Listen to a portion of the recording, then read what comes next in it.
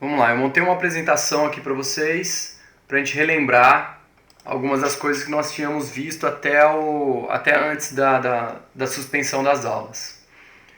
Aqui a gente vai falar um pouquinho sobre classificação biológica, um pouquinho sobre a classificação do Linneu, algumas das coisas que ele propôs e que a gente usa até hoje, e um pouquinho sobre sistemática e no finalzinho lá, como as classificações variaram ao longo do tempo conforme a gente foi estudando melhor os seres vivos. Classificação biológica é basicamente organizar os seres vivos em grupos diferentes, de acordo com as características dele. A ideia de classificar seres vivos em grupos diferentes é bastante antiga, vem desde a Grécia Antiga, mas algumas das classificações mais conhecidas são baseadas nas ideias do Linneu, do Carl von Linné, que eu chamo de Linneuzão. Ele propôs lá num livro chamado Sistema Naturae o uso de grupos subdivididos, que eu estou chamando aqui de categorias subdivididas, são as categorias taxonômicas. Quer dizer que você tem um grupo de seres vivos e esse grupo vai ser subdividido em grupos menores. Cada grupo subdividido em grupos menores e por aí vai. Atualmente a gente usa essas 7 categorias aqui: reino, filo, classe, ordem, família, gênero e espécie. Reino sendo a categoria mais ampla, filo menorzinho, classe menor e por aí vai até chegar em espécie, que é menorzinha aqui, como a gente está vendo aqui no desenho que eu peguei de algum site que eu não lembro qual. Então, reino, a categoria mais ampla. Você tem uma diversidade de seres vivos bastante grande. O reino é subdividido em classezinhas menores, que são os filos. Então já diminui um pouquinho a variação aqui. Cada filo é subdividido em classes, cada classe em ordens, cada ordem em família, cada família em gêneros, cada gênero subdividido em espécies. Então, reino mais amplo, espécie mais restrito. Para lembrar isso aqui, do mais amplo para o mais restrito, lembra lá da palavrinha reificlofage, que eu tinha passado para vocês. A nomenclatura binomial, então, são regras de como nomear espécies. Linneuzão propôs, essas ideias vêm desde a época do Linneuzão, e a gente usa isso basicamente até hoje. Então o nome científico é composto de 2 palavras, a primeira letra da primeira palavra é maiúscula, todas as outras letras são minúsculas, a primeira palavra se refere ao gênero ao qual pertence aquela espécie, as palavras têm que estar em latim, ou tem que parecer que é latim, e o nome científico tem que estar em destaque no texto. Então aqui usando o exemplo da imagem do Canis familiaris, que é o nome da espécie do cachorro, a gente tem 2 palavras, Canis e familiaris. A primeira letra da primeira palavra maiúscula, todas as outras minúsculas. A primeira palavra, Canis, se refere ao gênero ao qual a espécie pertence. Então, a espécie do cachorro está dentro do gênero Canis. Existem outras espécies dentro desse gênero aqui. Por exemplo, do lobo, que é Canis lupus. São 2 espécies do mesmo gênero. Então, o primeiro nome se refere ao gênero. Os 2 nomes se referem ao nome da espécie. As palavras têm que estar em latim, então estão em latim aqui, não está em russo, não está em japonês, não está em italiano, nem nada. E tem que estar em destaque no texto. Aqui, normalmente, no computador, a gente escreve em itálico, a palavra tombadinha lá. Mas no caderno ou na lousa, eu, por exemplo, eu grifo de uma maneira diferente.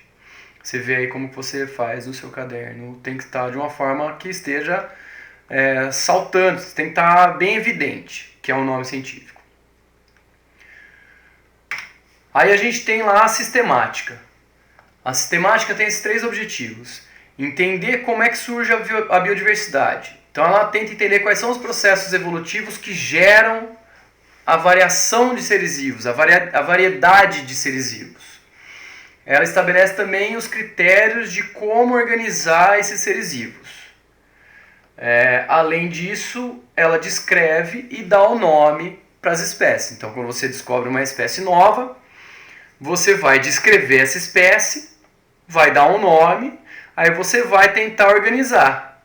E aí depois você pode tentar entender também como é que surgiu aquela espécie. Por que, que ela é parecida com outro grupo, ou por que, que ela é diferente de um determinado grupo, por aí vai. Alguns conceitos de evolução eu coloquei aqui porque a sistemática ela se baseia nas ideias evolutivas para cumprir esses objetivos. Então, uma coisa que a gente tem que ter em mente é que diversidade genética gera diversidade biológica. Então, diferentes genes, a diversidade das instruções genéticas acabam gerando diversidade biológica. É só você pensar, por exemplo, indivíduos da mesma espécie. Na espécie humana, você tem indivíduos que são mais altos, indivíduos que são mais baixos, indivíduos que são mais fortes, indivíduos que são mais magrinhos, indivíduos que têm diferentes tons de pele, diferentes tamanhos de nariz, tamanho de olho, por aí vai. Tudo isso aí. Essas características acontecem principalmente por causa de variabilidade genética, de diferentes instruções. O indivíduo vai ser mais alto que o outro, principalmente por causa de instrução genética. Não é só isso, mas como isso aqui não é aula de genética, a gente não vai entrar na influência do meio na formação das características. Então, como você tem diferentes indivíduos na mesma espécie que são diferentes, você tem diferentes chances de sobrevivência. Então, por exemplo, se naquele grupo os seres vivos se alimentam de um frutinho que está numa árvore que é alta, você vai ter maiores chances de sobrevivência daqueles indivíduos que são mais altos, porque eles conseguem acessar essa comida mais facilmente do que os que são mais baixinhos. Então, diferentes características, diferentes indivíduos, geram diferentes chances de sobrevivência. Aqueles indivíduos que têm maiores chances de sobrevivência têm maiores chances de se reproduzir e deixar e passar para frente as características que são vantajosas. Então, as características de quem sobrevive, que normalmente são as vantajosas, tendem a permanecer na população.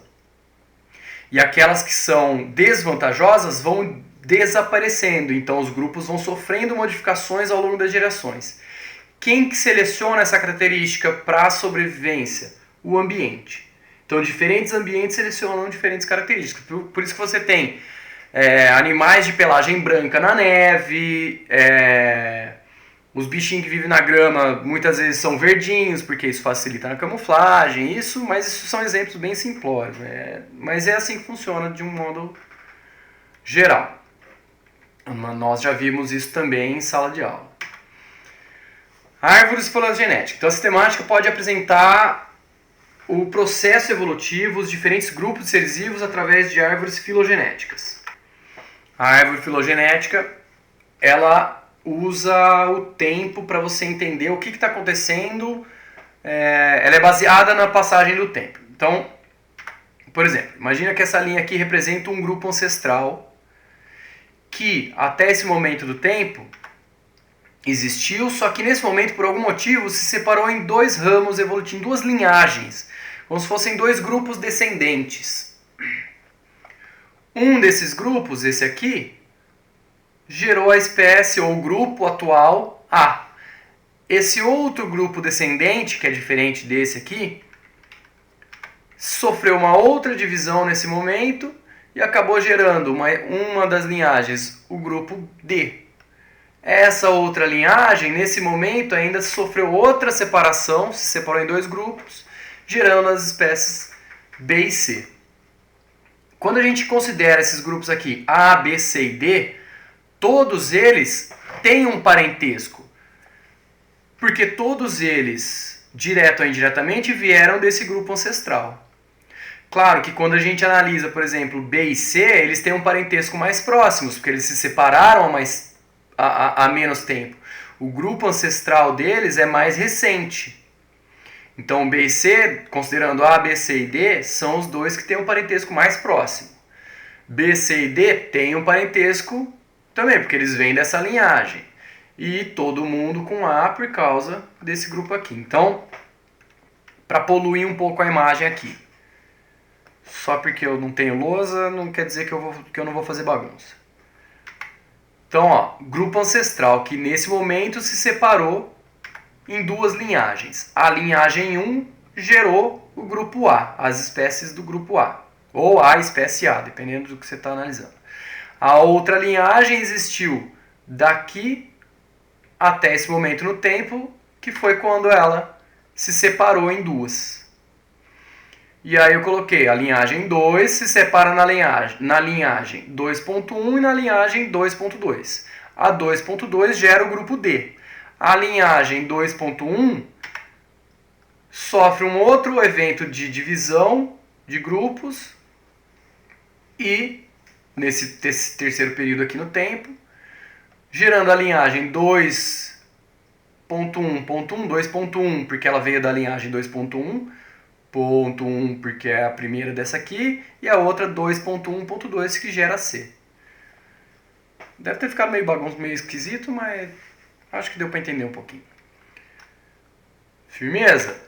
Então, quando a gente está analisando uma árvore filogenética, a gente pode deixar ela bastante bagunçada ou menos bagunçada. Normalmente eu deixo bagunçada porque eu sou esquisito mesmo.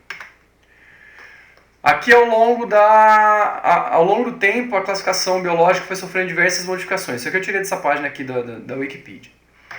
A classificação biológica que está no livro de vocês, ela é uma mistura de várias dessas coisas. Ela então não é a mais atual, não é a mais... é a mais divulgada. Ela é meio que uma mistureba. Então, Linneusão usava lá dois reinos só. O reino dos vegetais, das plantinhas, e o reino dos animais. Depois o Haeckel foi lá e propôs para colocar os organismos microscópicos num grupinho dos protistas.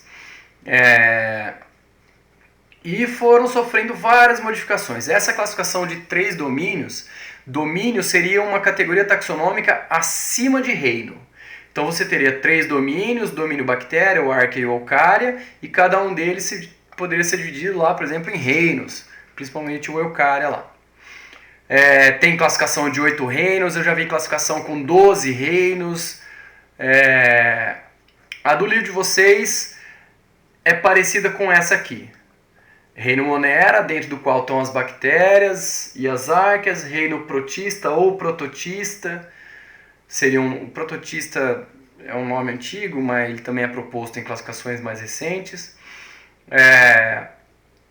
Que estariam dentro aqui do protista ou prototista, as algas e os protozoários. O reino plantae, as plantas, o fungo, os fungos, e o animalia, os animaizinhos.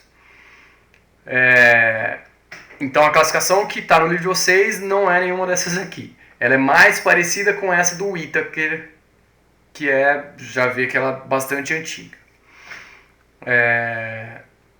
A classificação muda. Cada pessoa pode organizar as coisas da maneira que achar mais prático ou funcional para si. Normalmente o que cai no vestibular é essa classificação aqui, de 5 reinos. Monera, protista ou prototista, fungi, plantae e animalia. Aqui então alguns lugares para vocês darem uma pesquisada, uma aprofundada. Apesar dos links estarem em inglês, o material que estão nesses 2 sites estão em português, é do Khan Academy, é bastante bom, tem vídeo, tem textinho para explicar. Aqui é um site que eu tinha passado para vocês lá em sala de aula. Ele é interativo, você consegue dar zoom, ampliar, ele usa mais ou menos as árvores filogenéticas. Firmeza? Então era isso. Abraço.